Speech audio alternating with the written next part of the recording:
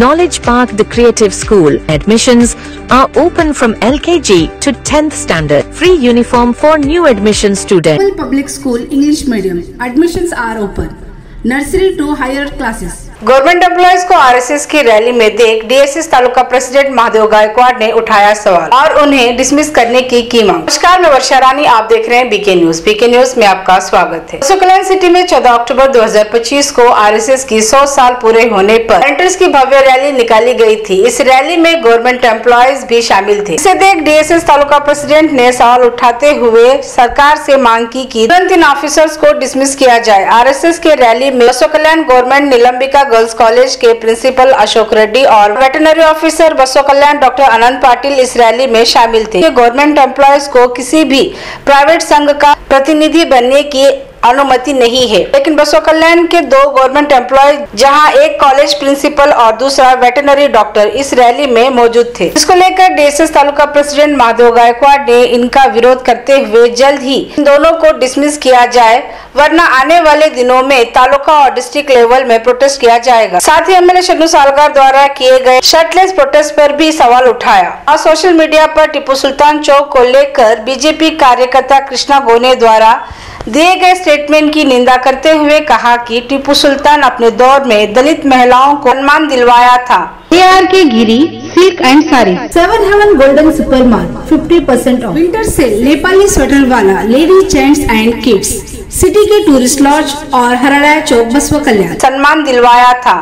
इस तरह से डीएसएस तालुका प्रेसिडेंट महादेव गायकवाड़ ने प्रेस बसव कल्याण तालूकिನ ದಲಿತ ಸಂಘರ್ಷ ಸಮಿತಿ ಅಂಬೇಡ್ಕರ್ ತಾಲೂಕಾ ಅಧ್ಯಕ್ಷನಾಗಿದ್ದು ಒಂದು 2 ದಿವಸ ಹಿಂದಗಡೆ ಆರ್ಎಸ್ಎಸ್ ನ ಒಂದು ಪಥ ಸಂಚಾಲನೆಯಲ್ಲಿ ನಮ್ಮ ಬಸವ ಕಲ್ಯಾಣದ ನೌಕರರಾದ ಅನಂತ್ ಪಾಟೀಲ್, ಪಶು ವೈದ್ಯ ಅಧಿಕಾರಿಗಳು ಬಸವ ಕಲ್ಯಾಣ ಇವರು ಹಾಗೂ ನಮ್ಮ ಬಸವ ಕಲ್ಯಾಣ ತಾಲೂಕಿನ ನಿಲಂಬಿಕ ಕಾಲೇಜಿನ ಪ್ರಿನ್ಸಿಪಲ್ ಆದ ಅಶೋಕ್ ರೆಡ್ಡಿ ನಿಂಗವಡೆ ಇವರು ಕೂಡ ಸರ್ಕಾರಿ ನೌಕರರಾಗಿ ಒಂದು ಆರ್ಎಸ್ಎಸ್ ನ ಈ ಪಥ ಸಂಚಾಲನೆಯಲ್ಲಿ ಭಾಗಿಯಾಗಿ ಒಂದು Welcome to Microzarf. We offer expert training in cloud, DevOps, AI, and Linux.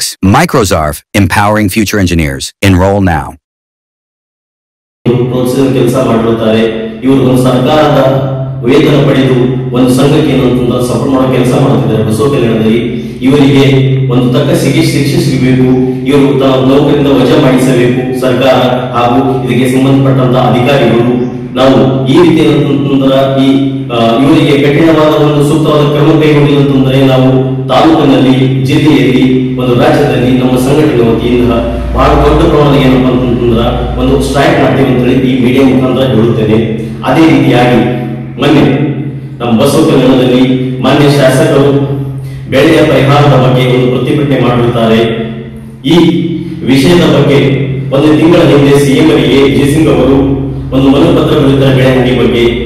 ಅದೇ ರೀತಿಯಾಗಿ ಶಾಸಕ ಪ್ರತಿಭಟನೆ 4 ದಿನ ಮುಂಚೆ ನಮ್ಮ ಸಚಿವರಾದ ಈಶ್ವರ್ ಖಂಡ್ರೆ ಸಾಹೇಬರು ಬೆಳೆ ಹಾನಿಯ ಪರಿಹಾರ ಧನ 3,000 ಕೋಟಿ ಬಿಡುಗಡೆ ಆಗಿರುವ ಬಗ್ಗೆ ಮೀಡಿಯಾದಲ್ಲಿ ಹೇಳಿರುತ್ತಾರೆ.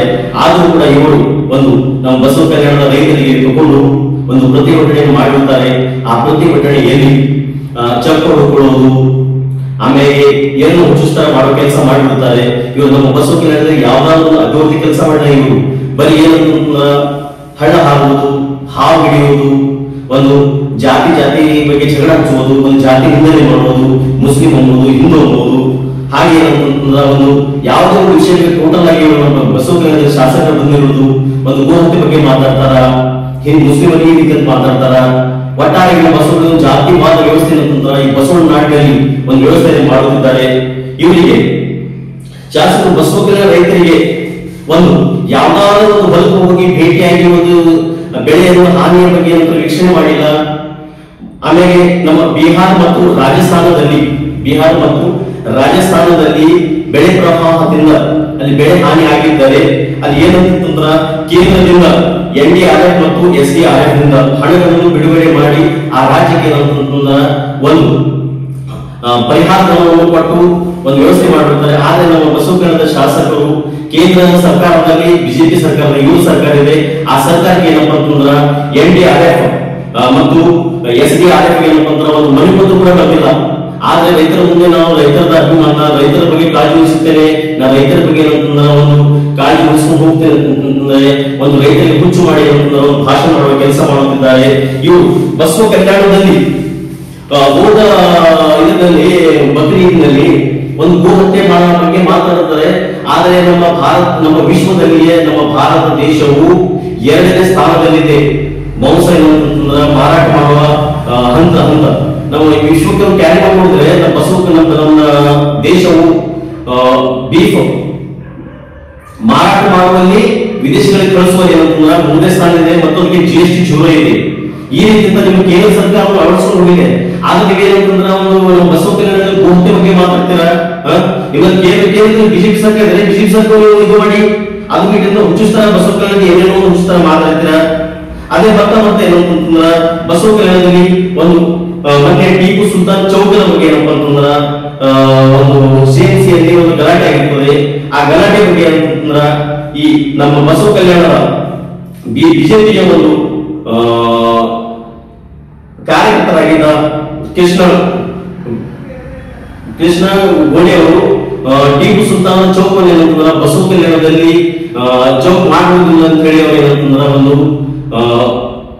ಮೀಡಿಯಾ ಮುಖಾಂತರ ಹೇಳಿರ್ತಾರೆ.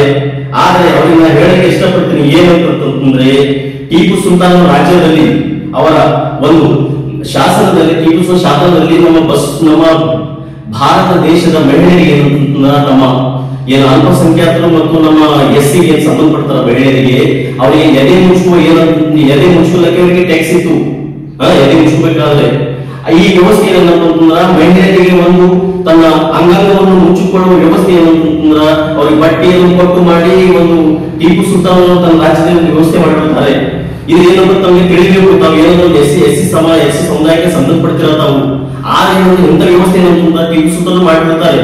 ನಮ್ಮ ಭಾರತ ದೇಶಕ್ಕೆ ಒಂದು ಮುಸ್ಲಿಂ ಜನಾಂಗದ ಬಹಳಷ್ಟು ಕೊಡುಗೆ, ಅದರ ಬಗ್ಗೆ ಸ್ವಲ್ಪ ತಾವು ಏನಂತಂದ್ರ ಗಮನ ಹರಿಸಿ. ಅದನ್ನ ಬಿಟ್ಟು ಏನಪ್ಪ ಅಂತಂದ್ರೆ ಇವರು ಒಂದು ಬುಕ್ ಬರೀತಾರೆ ಮೀರ್ ಹುಸೇನ್ ಅಲಿ ಖಾನ್ ಅವರು ಟಿಪ್ಪು ಸುಲ್ತಾನ್ ರಾಜಕೀಯ ಸಮಯದಲ್ಲಿ.